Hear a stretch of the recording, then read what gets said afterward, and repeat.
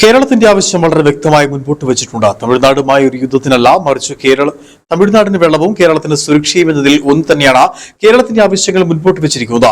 പുതിയ ഡാം വേണമെന്നതിനോടൊപ്പം തന്നെ 142 അടിയിൽ കൂടുതൽ വെള്ളം ഉയർത്താനുള്ള ഒരു സാഹചര്യവും ഉണ്ടാക്കാൻ പാടില്ല എന്നും കമ്മിറ്റിയിൽ അവതരിപ്പിച്ചു. ആനച്ചാൽ നടന്ന കേന്ദ്ര ജലവിഭവ മന്ത്രാലയത്തിന്റെ സന്ദർശനത്തിന് മുന്നോടി നടന്ന യോഗത്തിൽ പങ്കെടുത്ത ശേഷം മാധ്യമങ്ങളോട് സംസാരിക്കുകയായിരുന്നു ജബി മേത്ര എം പി.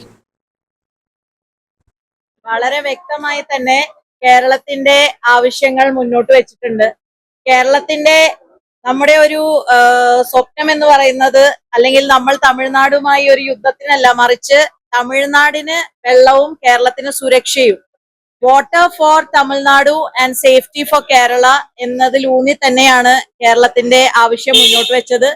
പുതിയ ഡാം വേണമെന്ന ആവശ്യത്തോടൊപ്പം തന്നെ 142 അടി എന്നുള്ളത് ഉയർത്തുന്ന ഒരു സാഹചര്യവും ഉണ്ടാകാൻ പാടില്ല എന്ന പരമപ്രധാനമായ കേരളത്തിന്റെ അത് കേരള പൊതുസമൂഹത്തിന്റെ തന്നെ ഒരു ആവശ്യമാണ്. അതും കൃത്യമായി തന്നെ കമ്മിറ്റിയുടെ മുന്നിലേക്ക് വെച്ചിട്ടുണ്ട്. നമ്മുടെ കോംപ്രിഹെൻസീവ് ഡാം ഇവാലുവേഷൻ കമ്മിറ്റിയിൽ കേരളത്തിന്റെ പ്രതിനിധിയെ ഒഴിവാക്കിയത് കഴിഞ്ഞ ദിവസം തന്നെ, കഴിഞ്ഞ 25-ാം തീയതി തന്നെ അതിന്റെ പ്രപ്പോസൽ ചോദിച്ച് കേന്ദ്ര ഗവൺമെന്റ് അയച്ചിരുന്നു. അപ്പോൾ അത്തരത്തിലുള്ള കോംപ്രിഹെൻസീവ് ഡാം ഇവാലുവേഷൻ കമ്മിറ്റിയുടെയൊക്കെ തന്നെ ഉടനെ തന്നെ അവരുടെയൊക്കെ ഒരു വിസിറ്റും മുല്ലപ്പെരിയാറിൽ നടത്തണം എന്നുൾപ്പെടെയുള്ള ആവശ്യങ്ങൾ മുന്നോട്ട് വെച്ചിട്ടുണ്ട്. ചെയർ കൃത്യമായി എല്ലാം കേട്ടു, വിശദമായി തന്നെ കേട്ടു, രണ്ട് സംസ്ഥാനങ്ങളുടെയും കേട്ടു. ഇനി അത് ചെയർ അതിന്റെ ആ ഒരു ഒഫീഷ്യൽ പ്രോസസ്സിലേക്ക് കടക്കും. നമ്മൾ ആധികാരികമായി തന്നെയാണ് കേരളത്തിന്റെ ആവശ്യം ഈ വാട്ടർ റിസോഴ്സ് കമ്മിറ്റിയുടെ മുന്നിലേക്ക് വെച്ചിട്ടുള്ളത്.